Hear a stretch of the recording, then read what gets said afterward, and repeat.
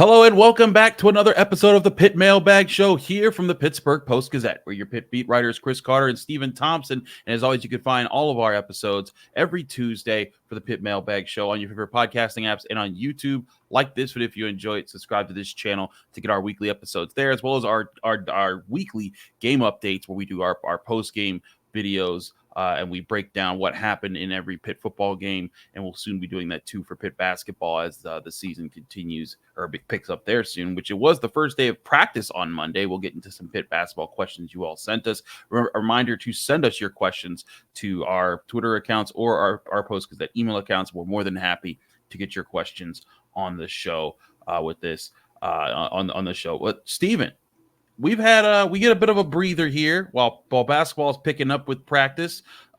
Football is on a bye week, but they're on a bye week at 4-0, and that takes us right to our first question here, because there's a lot of excitement around Pitt football with the way they've started. Not just because they pulled off two comeback blitzes, but also even though it was just a small school that they beat up on in this last game, they were able to get 73 points, and that's a pretty high bar to reach. They're showing that this offense can reach pretty high ground. So the first question comes from Josh, who asks, how far can Pitt go with this offense and defense playing the way that they are? Can they win the ACC title? Can they make the playoffs? Can they get a playoff win? I'll give the floor to you, Stephen, as first answer this. Yeah, I think the way this team is playing right now, quite honestly, I really only see one other team in the ACC that I think is definitively better than them, that is head and shoulders above them, and that's the Miami Hurricanes, who are right now the front runners to win the ACC title, be the ACC's automatic bid to the playoffs and get a first-round bye. But, you know, even Clemson and Louisville, who might be better than Pitt as of right now, I mean, I can't really say that for sure. I think Pitt's offense is explosive enough and been productive enough, even against two power conference opponents. They can't really say for sure that there are, many other teams in the ACC that are definitively better than them. So I think absolutely the ceiling for this team is the ACC, or not even the ceiling, I guess, but I'd say this team has a really, really a much better chance than maybe a lot of people are giving them right now to make the ACC championship game, and then once you get there, kind of all bets are off in one game. But yeah. I think they are certainly capable of winning the ACC, and that'll get you an automatic bid to the college football playoff. But the way this team is playing right now, I'd say a bid to Charlotte, a bid to that championship game is probably the ceiling. I think there are just too many holes on the offensive line. The defensive line hasn't been everything that we had hoped that it had been. There's still some issues with the pass defense, I think, in certain ways. So this team, 4-0 perfect record, they're still a little imperfect. And while I think they're a lot better than what a lot of people thought they would be, I still don't think they are quite up there with Miami and maybe Clemson. I still think I would favor those two to meet in Charlotte at the end of the year. But Pitt is certainly going to be in the mix, I think. I think they've certainly got a chance to, if they get to that game, have a puncher's chance at winning it. Pitt has shown the ability in the past to, if their offense is on point, to be able to hang with other teams and to make the game at their pace. But to your point about Miami, Pitt's offense is really good. Their defense has been suspect. They've kind of been able to make plays here and there, but they have not. The defense has not been the unit that's been the catalyst of their wins. But if you look at right now, if where Pitt ranks offensively and in scoring and in their total yards, Pitt right now is number 2 in total scoring in the ACC. They're averaging 48.5 points. They're also number 2 in total yards in the ACC and 522.8 yards per game. But you know what team is ahead of them in both of those? Is it Miami Hurricanes? Yeah, it's the Miami Hurricanes. And you know what makes it even worse? Because the Miami is the number 1 defense in total yards and total points allowed as well in the ACC. And yes, it's just 4 games. It's before the conferences began and all that. But that's a sign to you of how confident Miami should be feeling about it. Oh, and by the way, Pitt in those defensive rankings right now, giving up the 13th most points, or the 13th is ranked 13th in total defense and scoring. They also rank 9th in total yards allowed in the ACC. So that's a good sign to you, Stephen. No chuckle from you and how I just pulled that off there. I just continue to hit my 13-9 jokes. But But in all seriousness, that's the sign of is like, look, Pitt has a really remarkable offense. It's a lot of fun to watch, but Miami's offense is kicking a lot of butt too, and their defense is playing really well as right now as too. Yeah, they're just the more complete team, and until Pitt shows me a little bit more on the defensive side of the ball, I really can't say that they are on par with or as good as Miami is right now. I think Miami is deserving of their spot as the favorite in the ACC, and I expect that to not really change, at least for a long, long time. Yeah, I think that's going to be the case there. But to answer Josh's question on my side, I think the offense is good enough to get those places. I think the defense has to take a serious step up. And listen, there's reason to believe that this defense could improve. There's young guys on the defensive line like Isaiah Neal, Francis Brew, guys like Nate Matlack and Chief Borders are still figuring it out. Jimmy Scott's been playing well. They've been figuring it out. You look at Kyle Lewis, you look at Rasheem Biles. If they continue to build chemistry with Brandon George, where could that go? The secondary, there's a lot of aspects of this defense that could coalesce and become better. And I think the other thing that works out for you if you're Pitt is that you have the schedule for them to get better. You look at how North Carolina got beat by James Madison, how Cal has looked at times. You look at Syracuse, SMU, Virginia, like you say, Clemson, Louisville. Those are going to be different kind of tests. But there's a chance for Pitt to really hone in on some things. They have a bye week this week. They have a bye week after the next two ACC games as well. They can get healthy with a few guys. They can try to figure some things out. And if they take some real steps forward in their defense while Eli Holstein and the offense continues to get better, this could be a different team. But as they are slated right now, I think they are real contenders in the ACC. But I don't know. But they're going to have to be consistent and be able to keep pulling out wins to get to double-digit wins before they get to the ACC championship for them to be in the college football conversation even. Yeah, absolutely. And I think, part of this is, we can point to, how a lot of these ACC teams do not look as strong as maybe they did before the season began.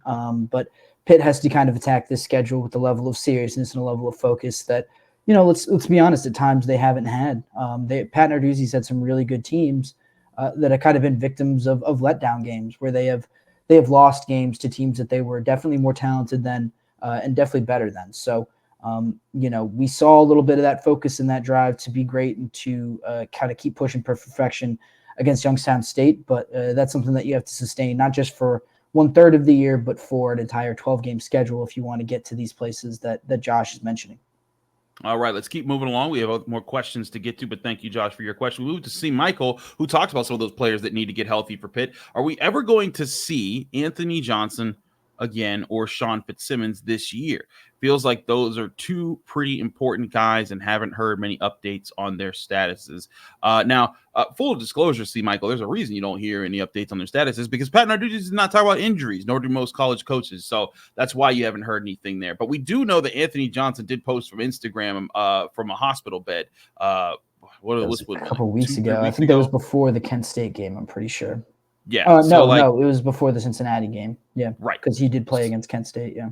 Right. So it seems like he's out of danger because we've seen him. So like it's not like that was he was in some he's not like he's in currently like a lot of danger or anything. But obviously he went through something. Pat Narduzzi has acknowledged that there was a Sean FitzSimmons injury and there's a reason why he hasn't been back. We don't know how serious it is. He has said it's non-season ending. So I mean that's promising, but at the same time you haven't seen him through 3 games. Maybe. This is the whole thing with injuries, and this is why this is the way Pat Narduzzi likes it. Maybe we do see them again, after this bye week, after the second bye week. Who knows? But that's the way Pat Narduzzi wants it, so we won't have many updates unless we hear from someone else on that.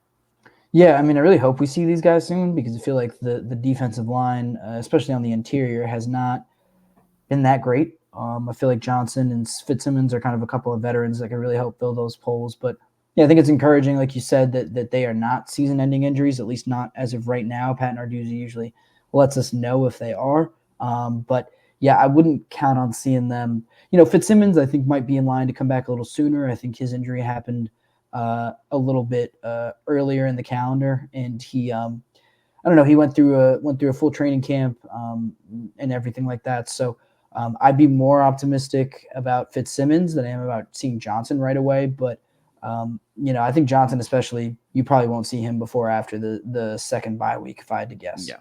Yeah, I would guess very similar there. But again, all we can do is guess because that's not information that we're really privy to. But let's move along here. Let's take a quick step over to another Pitt team, and that's Pitt basketball. Cornell asks a question here. What are your starting 5 predictions for Pitt basketball here? And it's a good question from Cornell because practices did start up on Monday. So, Steven, we've had a chance to kind of mull over this roster. You nor I have seen these guys in action since they've been back.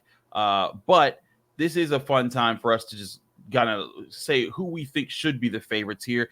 Give me your starting 5 projections and your explanations on where the biggest controversies or switches might happen. Yeah, so I think there are pretty much 3 locks. Ish Leggett, Jaland, Lowe, Cam Corrin. I think you can basically write those guys into Sharpie to start every game that they are healthy for. They are 3 of the best players on this team. They are 3 of the most experienced guys, the guys who've been there and done that. So I'm going to throw those guys in as 3 of your first starters. And then I think the last 2 spots could really be anyone. There's a lot of directions that Pitt could go in. I mean, they could do something a lot more similar to what they did in 2022 and 2023, where you just you have one center like Federico. Corrin would be your center here, and then you just spread it out with 5 guards. I mean, Blake Hinson was technically a forward, but I mean, he played a lot like a guard as well, just given the way that he could shoot. Or you try to add a little more size in there.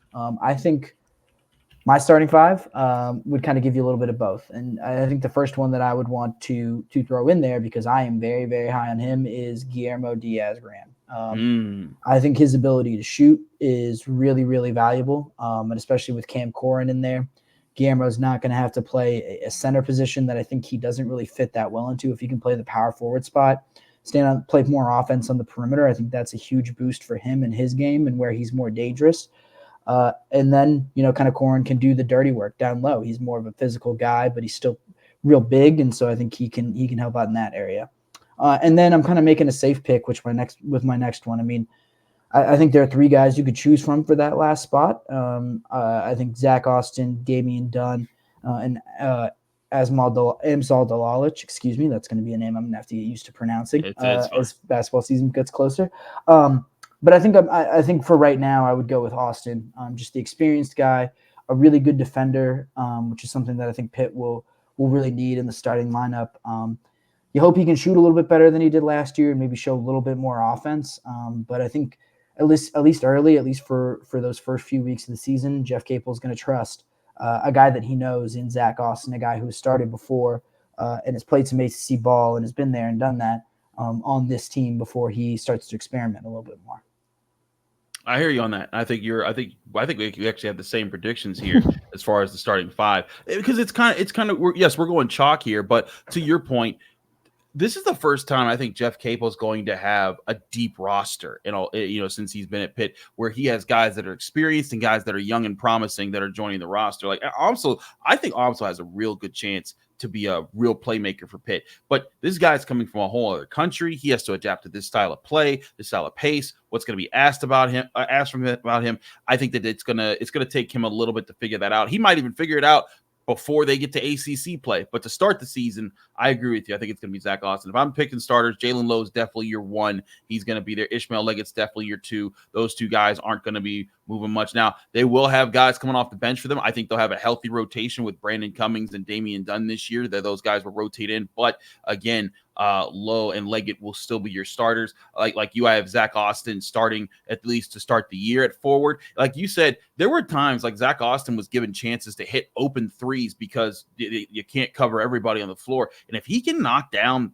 2-3 3-pointers a game, it will present problems, because like you, I think Guillermo Diaz-Graham is your 4.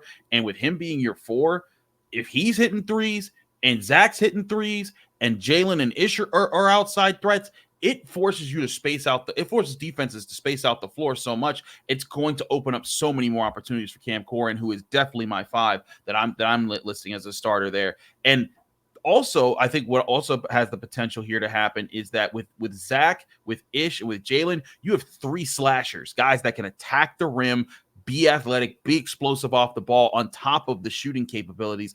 That's where I think this Pitt team could be really dangerous, is if they're showing you that, hey, they have an inside presence, that you can't just bully people around anymore. It's not Federico that's down low, that's getting knocked over and every time he touches the ball. It's Cam Corrin, who's coordinated. He's going to probably get a lot of double-doubles this season in rebounds and points, and he's going to be putting points back. He's also a good scorer himself. So I think that is the lethal mix that Pitt wants to hit with. But don't be shocked if you see a healthy dose of Brandon Cummings being worked in there, a healthy dose of Damian Dunn worked in there. Also, Papa Conte, who's a guy that I think could really be a difference maker. He was another 4-star guy that they brought in last year that got hurt before the season even began, and it kind of kept him from being part of the story that was last year. And by the way, you have Guillermo's twin Jorge, who he could come in, and if he shoots the ball well, that's another thing that's on your side.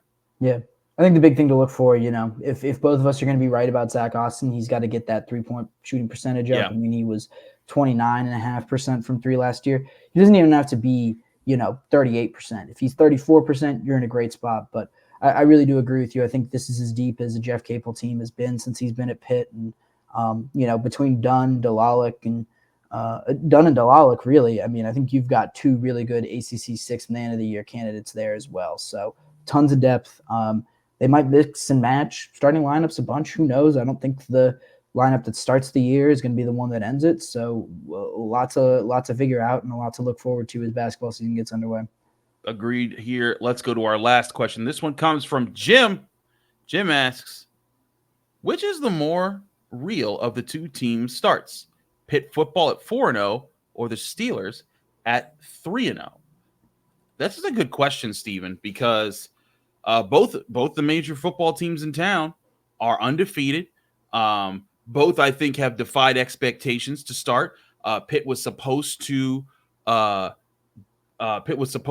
able to, to come out of the non-conference schedule at best 3-1. If they were 2-2, they'd be like, okay, that's at least meeting the bare minimum there by beating the two teams they should and losing to the two teams that are in the Big 12. But the Steelers on the other side of this, a lot of people didn't have them beating the Falcons. I think a lot of people had them beating the Broncos, but most people, including myself, didn't have them beating the Chargers. And so I'll leave it to you to start with this. Which one do you feel has a more real start between these two teams? Yeah, real is an interesting way of putting it. I mean, I think Pitt has the better chance to go deeper into this season undefeated. I'll put it that way.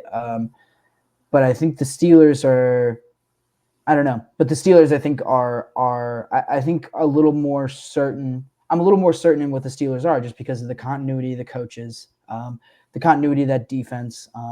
I think Justin Fields has looked really good, but, I don't know if he has been, I think he's commanded this offense well, but he hasn't really shown the same kind of offensive, explosive playmaking that I think you were looking for out of a quarterback change and an offensive coordinator change. So I don't know. It's interesting. I'm tempted to say Pitt here just because their league is not as – I think their schedule is not as difficult relative to who they are as the Steelers is. I think the Steelers are going to slip up eventually. I think also the fact that they didn't get a full game of Justin Herbert is pretty notable against the Chargers this past weekend. So I'm going to go with Pitt. I think it's really close. I think both teams are actually going to end up being pretty good, but I think the Steelers are more likely to slip up sooner. And I think that their schedule is just going to wear them down a little bit more than Pitt's is over the course of the year. I do think Pitt has the easier schedule of the two throughout the rest of the season. When you look at the ACC and the teams and how they've played so far, I think that things are laid out pretty well for Pitt to warm itself up, still figure out some things, and play its best football later in the year. But if I was to answer the question of which is more real, I have to go with the Steelers because the Steelers, the way they're winning isn't Justin Fields. I think he's especially this last game, he's playing well and he's doing a good job. But the catalyst of this team is its defense. They're the number one scoring defense, the number one defense in yards allowed, the number one defense in first downs allowed, the number one defense in rushing touchdowns allowed, number two defense in yards per attempt allowed right now. They have the fifth most interceptions in the NFL right now. They are right now, I believe they're the number two team when it comes to time of possession because they're doing, and that part of the Steelers team is very real. That has been a calling card for the Steelers, and all they need from the offense is to just be middle of the road in the NFL, which I do think they can be because they're a young group and they're still figuring some things out. And I do think that they can get to that point with Justin Fields, Russell Wilson, whoever's going to be calling plays under center, and with the guys that they have. I don't know if Pitt can develop the same sort of balance where the offense is the best offense in the ACC for sure, again, with Miami there, and then the defense can do just enough to always beat them. Because that's the other thing. When you look at this, Cincinnati, they haven't looked too great in their other games that they've played outside of Pitt. West Virginia did have a great comeback win at the last second there this past weekend against Kansas, but I think there's some serious questions about them. For me, I look at this and I say, I think because the Steelers have their formula and they know what they need to do to win these ways, and their offense is getting better this year, and you're starting to see more coordination with it, I would say the Steelers are more real. But I do think that the easier path to get to the goals that they want to get to at the end of the year is on the side of the Pitt Panthers. Yeah, definitely. I think that's a good way of putting it. I mean, the Steelers are definitely, I think, they're. Excuse me. I think we know who Pitt is. I think we know what their identity is going to be, but yeah, I think the Steelers are more set in their identity. They've been this way for however many years now. Exactly. At least 3 or 4, maybe even closer to 5 or 6, or maybe even a decade. So Pitt's still kind of learning who they are, and the Steelers really do know who they are. So even if they do have the tougher path, I think it wouldn't be off base to kind of put more of your faith into the known commodity, which is what the Steelers are right now. Absolutely. Those are your questions here on the Pitt Mailbag Show from the Pittsburgh Post-Gazette. We are your writers, Chris Carter and Stephen Thompson. Thank you all for joining us. Thank you, Stephen, for joining me as always. You're always a wonderful partner to have on the beat and to have on the show. And thank you all for joining us here on your favorite podcasting apps and on YouTube. Reminder, this show comes out every Tuesday, but there's always daily content from all of our Pittsburgh sports writers here at the Pittsburgh Post-Gazette, including the Monday, Wednesday, Friday episodes of the North Shore Drive podcast, which will be back tomorrow. We'll have all those breakdowns and so much more right here on this channel for the Pittsburgh Post-Gazette. From Chris Carter and Stephen Thompson, stay tuned with us. We'll see you again very soon. Thank you for checking out this content from Post-Gazette Sports. If you watch this video on YouTube, please like the video and subscribe to our channel. For all of the sports coverage the Post-Gazette has to offer, visit post-gazette.com.